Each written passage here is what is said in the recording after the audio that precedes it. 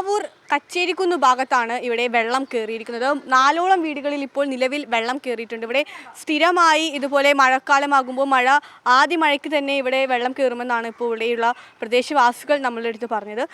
ഇപ്പോൾ നിലവിൽ നമുക്ക് കാണാം ഇവിടെയെല്ലാം വെള്ളം കയറി നിൽക്കുന്ന ഒരു അവസ്ഥയാണ്. ഇവിടെയുള്ള വീടുകാരെല്ലാവരും പല വീടുകളും വെള്ളം കയറിയവരെല്ലാം ഇവിടെ നിന്ന് മാറി താമസിച്ചിരിക്കുകയാണ്. നമുക്കിവിടെ മറ്റൊരു വീട് വെള്ളം കയറാറായ അവസ്ഥയിലുണ്ട്. ഇവിടുത്തെ ചേച്ചി നമ്മുടെ കൂടെ ചേരുകയാണ്. ചേച്ചി, ഇവിടെ എപ്പോഴും ഇങ്ങനെ തന്നെയാണോ? എല്ലാ കൊല്ലം ഇങ്ങനെ തന്നെയാണ്. എല്ലാ കൊല്ലം ഞങ്ങളെ ദുരിതതാ. ഇവിടെ കാലാകാലം ഇങ്ങനെ കൊല്ലങ്ങളോളം വെള്ളം ഇങ്ങനെ സ്ഥലമാണ്.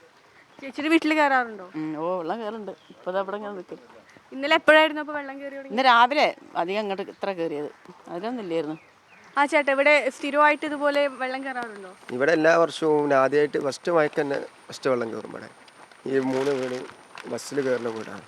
പിന്നെ ജാസ്തിയായിട്ട് വെള്ളം കയറുകയാണെങ്കിൽ വീട് മൊത്തം ഒഴിക്കേണ്ട അവസ്ഥയാണ്. അപ്പം നമ്മൾ ഈ എല്ലാ വർഷവും ഈ ടൈം ആകുമ്പോൾ ഓരോരോ വീട് ഒഴിപ്പിക്കണ പണിയാണ്. എല്ലാ വീടും ഒഴിപ്പിച്ച് മുൻകൂട്ടി തന്നെ ഒഴിച്ചിട്ട് ആൾക്കാർ സ്ഥലം മാറ്റി വെക്കും. ഇത് ഇവിടെയുള്ള മഴൻ്റെ പ്രശ്നമല്ലേ, മലക്ക് മഴ ചെയ്തിട്ട് വയനാട് ഒക്കെ ഇവിടെയൊക്കെ വരുന്നത് വെള്ളം. ആ വെള്ളമാണ് ഇവിടെ എത്തുന്നത്. ചാലിയാറ് കവിഞ്ഞിട്ടാണ് ഇവിടേക്ക് എത്തുന്നത്. ഇവിടെ ആദ്യം നെൽകൃഷി സ്ഥിരമായിട്ട് ചെയ്യണ വയലാണ്. അപ്പോൾ ഈ ഊർക്കടവ് റെഗുലേറ്റർ വന്നതിന് ശേഷമാണ് ഇവിടെ ഇങ്ങനെ വെള്ളം കെട്ടിക്കിടക്കൽ തുടങ്ങിയത്. അപ്പം പെട്ടെന്നൊരു ചെറിയ മഴ വന്നാൽ മതി. ഇന്നലെ തന്നെ അവിടെയുള്ള ലത്തീഫ് എന്ന് പറഞ്ഞ വീട്ടുകാർ ഇന്നലെ തന്നെ ഒഴിഞ്ഞാണ്.